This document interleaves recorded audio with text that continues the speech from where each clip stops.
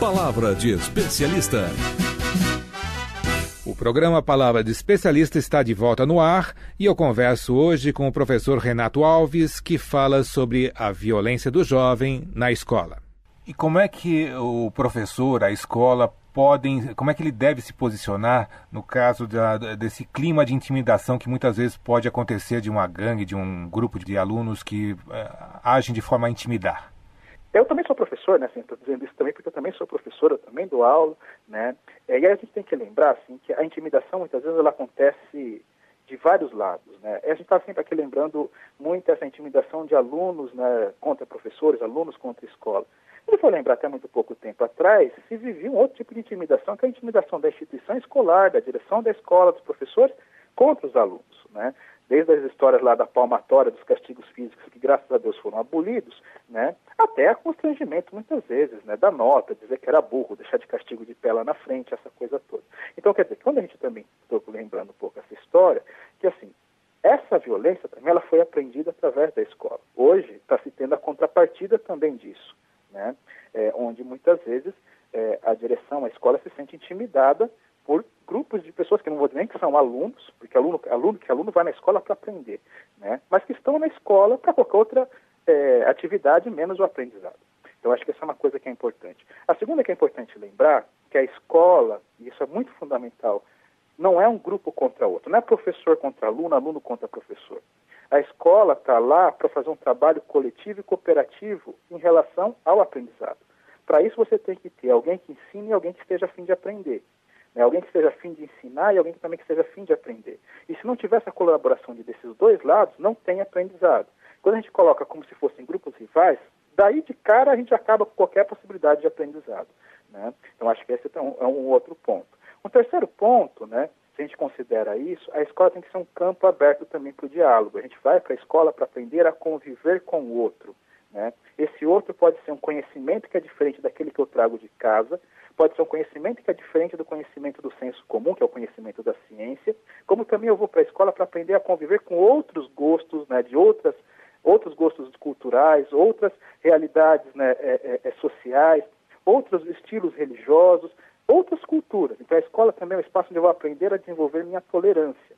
E para a gente desenvolver isso, não adianta eu pensar uma escolaridade ou uma escolarização simplesmente focada no conteúdo específico. Português, matemática, ciência, que mal a escola hoje tem dado conta. Os exames nacionais têm mostrado isso. Mas a função da escola também é, junto com esses conteúdos específicos, ensinar a viver em sociedade, que é um papel também que a escola tem se omitido e tem muitas vezes falido, né, em construir esse tipo de relação. E acho que isso hoje tem que ser retomado, uma discussão fundamental, né, de que a gente também tem que aprender na escola essa convivência, essa tolerância. Isso faz parte também do aprendizado escolar. E para fazer isso, né, e é isso também que a gente vai sinalizando um pouco no livro, com algumas dicas até mais pontuais, essa escola tem que ser uma escola também aberta para esse diálogo. Não pode ser essa escola de um saber, no modelo que a gente muitas vezes herdou, que vem de cima para baixo, né, de um fala e 40 fica ouvindo. Ela também tem que saber, aprender também a ouvir e dialogar com essa realidade do outro. E quando você está fazendo isso para ensinar português, ensinar matemática, a partir dessa metodologia, você não está só aprendendo português e matemática, mas você está aprendendo também a dialogar, a ouvir, a fazer conexões entre esse conhecimento e essa realidade. E pensar como é que esse conhecimento, ele também serve para melhorar as nossas relações. Então, quando isso se perde, a escola também vira essa coisa sem sentido. E quando não se tem sentido, muitas vezes é o espaço da própria violência, que é a violência total ausência de sentido racional para a ação. Renato, muito bem lembrado a questão da intimidação, que é dos dois lados, né? Mas, enfim, outra coisa que eu acho importante é, muitas vezes a família joga a responsabilidade para a escola, que joga a responsabilidade para a família. Como é que fica essa relação família-escola hoje? Perfeito. Eu acho que hoje a gente vive numa realidade que o pessoal gosta muito de dizer, né, de terceirizar tudo, né, inclusive as responsabilidades. E nesse caso, a responsabilidade é do todo, né, é da família, é da escola, é da própria sociedade, daí porque a gente está fazendo esse bate-papo aqui numa rádio que é a Rádio Câmara, né, que vai debater também os grandes temas nacionais, então da responsabilidade, né, da própria coletividade, da própria sociedade, né? Então, quando eu vou pensar em educação não é algo que se terceiriza, A escola tem que assumir a sua responsabilidade, a família tem que assumir a sua responsabilidade, o Estado e a própria sociedade também tem que assumir a sua própria responsabilidade. Como isso? A família tem essa responsabilidade de cuidar da maneira mais próxima.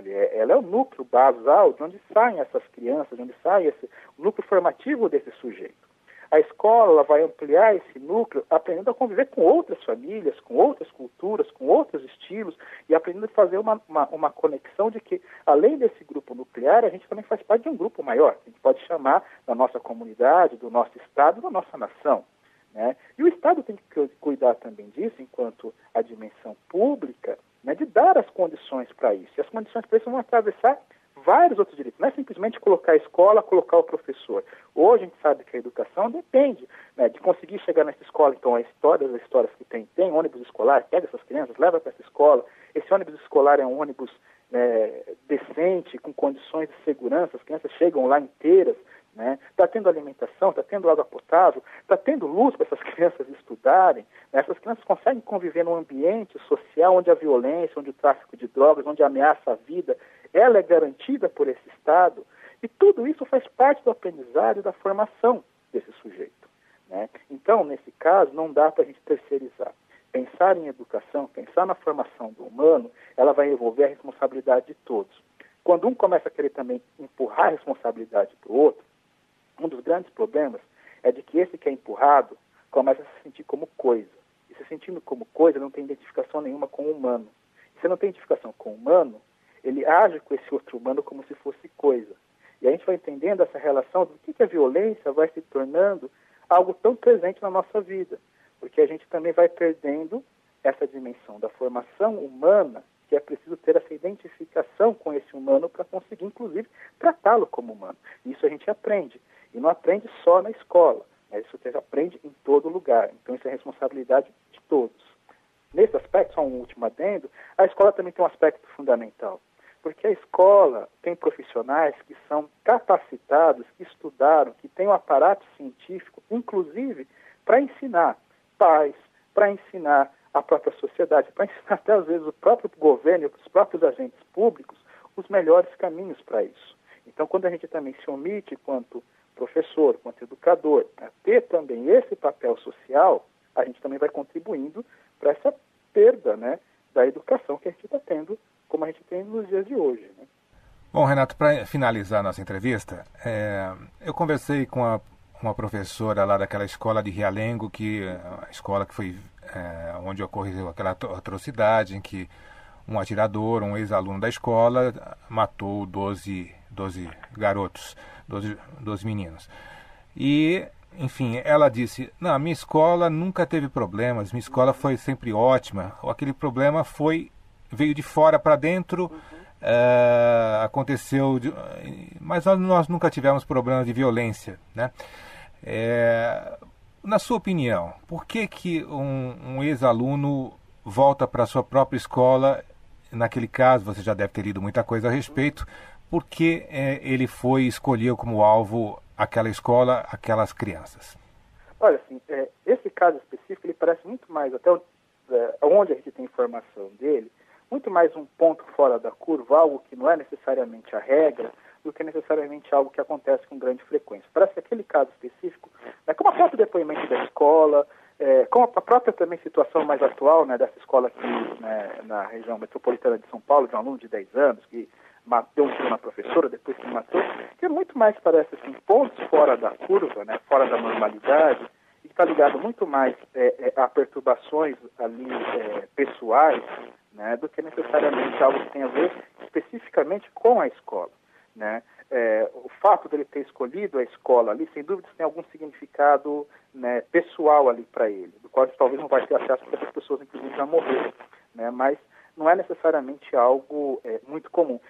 Principalmente no Brasil, porque quando fez esse caso do Realengo, se fez muito paralelo na época com aqueles casos daquelas escolas americanas, que você tem uma frequência muito maior disso. Né? Então, por exemplo, ex-alunos voltam na escola, matam colegas, matam professores, esse tipo de coisa.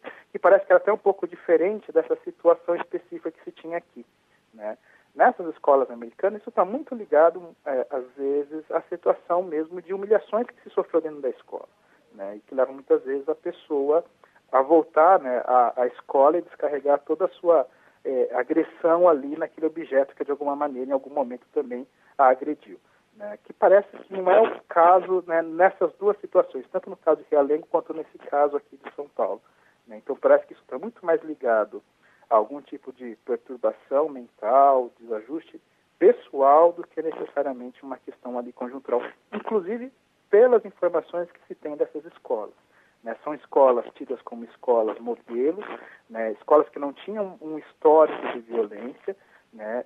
Nem recente, nem num passado recente. Então, assim, não tem muito como entender um caso como esse, né? Ok, eu conversei aqui então com o professor Renato Alves, pesquisador do Núcleo de Estudos de Violência da Universidade de São Paulo, e ele é também um dos autores do livro Violência na Escola, um guia para pais e professores. Muito obrigado, Renato Alves. Muito obrigado a vocês. Este Palavra de Especialista teve produção de Lucélia Cristina, trabalhos técnicos de Francisco Mendes e coordenação de Abrígio Nogueira. Eu, Eduardo Tramarim, apresentei este programa. O Palavra de Especialista volta neste mesmo horário na próxima semana. Este e outros programas da rádio estão disponíveis no endereço www.radio.câmara.gov.br. Você acabou de ouvir Palavra de Especialista.